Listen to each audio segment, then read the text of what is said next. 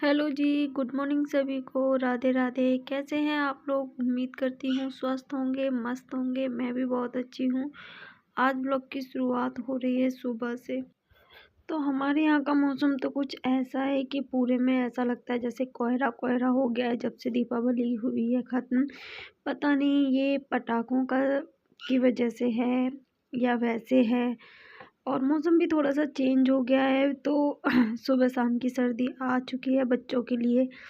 मैंने आपको जैसा कि पहले बताया था और कल हमारे साथ ऐसा कुछ हुआ था जो चीज़ मैंने आपके साथ शेयर की ही थी। तो यहाँ पे पतिदेव गए थे दीदी के घर क्योंकि स्कूटी लेके आनी थी हमारी। और कल तो नहीं आ पाई थी बच्चों के साथ में और कोई वो भी नहीं था लाने का। तो इसीलिए आज वो लेके आ रहे हैं और मैं लग गई थी फटाफट से यहाँ पे अपने घर के कामों में। कितना भी आप कोशिश करो कि कहीं जाओ और काम ना फैले, लेकिन थोड़ा बहुत काम तो फैल ही जाता है। तो वही मेरे साथ हुआ था कल। वो तो पता नहीं क्या मेरा दिमाग काम कर रहा था, तो मैं बच्चों के गर्म कपड़े एक एक स्वेटर टाइप से कुछ डाल ले गई थी बैग में। अक्सर कर मैं ऐसा करती हूँ कि जैसे मुझे कहीं जाना होता है, अगर मार्केट भी मैं जा रही हूँ अपनी बेटी के साथ में, तो मैं उसका एक डायपर और एक मतलब एक जोड़ी कपड़े उसके रख लेती हूँ। इसीलिए काम आ जाते हैं। पता नहीं बच्चों का पता नहीं होता है कहीं वॉमिट वॉमिट करें। बड़ी वाली में छोटी क्यों लगा रहे हो? बड़ी वाली में बड़ी वाली कुंडी में छोटी वाली क्यों लगा रही हो? पानी छोटा छोटा वाला मम्मा देखो मैंने थोड़े पापा ने थोड़े तुम और थोड़े मैंने थोड़े छोटा हुआ मैं रात में जाऊंगा अपने पास ही रखो।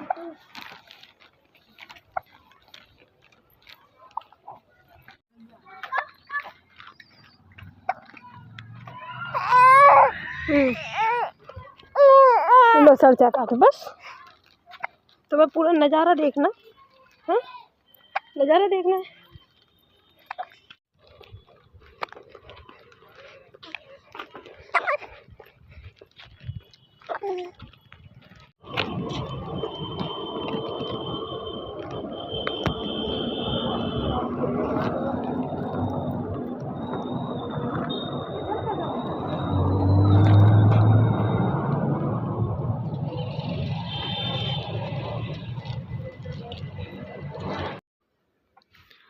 तो यहाँ पे मेरे हस्बैंड का कॉल आया था। वैसे सुबह मम्मी को बैंक वो लेके जाने वाले थे, लेकिन उनका कॉल आया था कि उनको टाइम लगेगा।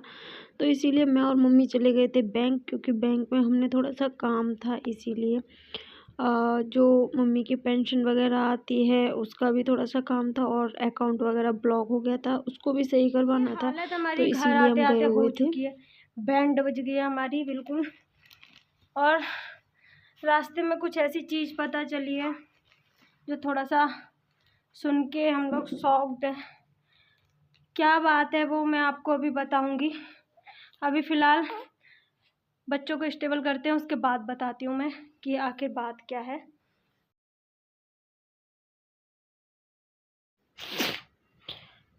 तो कल ना जब हम लोग मतलब दौज करने के लिए गए हुए थे, तो हमारे साथ तो जो हुआ था वो हुआ ही था। वो तो चलो कोई बात नहीं, गाड़ियां हैं तो उनमें ऐसा होता रहता है, इतना कोई मतलब बड़ा बात नहीं था।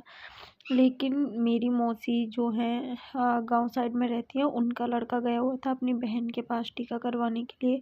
और उसका रास्ते में बहुत भयंकर एक्सीडेंट हुआ था। उसका सर पता नहीं किस चीज़ से टकरा गया था, बाइक से एक्सीडेंट हुआ था। तो उसके ना सर में बहुत ज़्यादा मतलब चोट आई थी, अंदरूनी चोट थी, ऊपर से चोट वो नहीं दिख रही थी, लेकिन अंदर काफ़ी चोट मतलब माइंड में उसके हाँ थोड़ा सा चोट लग गई है। और रास्ते में हमें फ़ोन आया था कि उसको ना इटावा में मना कर दिया है, तो ग्वालियर के लिए रेफ़र कर दिया है। तो उसी चीज़ को लेके हम थोड़ा सा परेशान थे, क्योंकि मतलब ऐसा है कि घर को संभालने वाला जो इंसान होता है और उसी के साथ ऐसा कुछ हो जाए तो थोड़ा सा लगता है। और वो मतलब काफ़ी समझदार है वो अपनी फैमिली में, तो इसीलिए।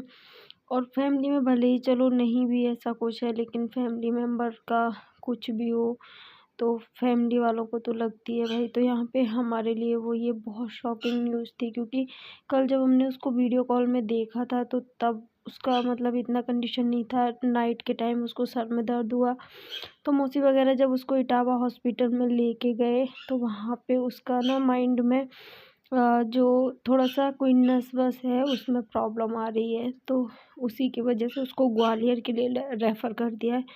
तो यहाँ पे हम सबके लिए काफ़ी टेंशन वाली बात हो गई थी ये।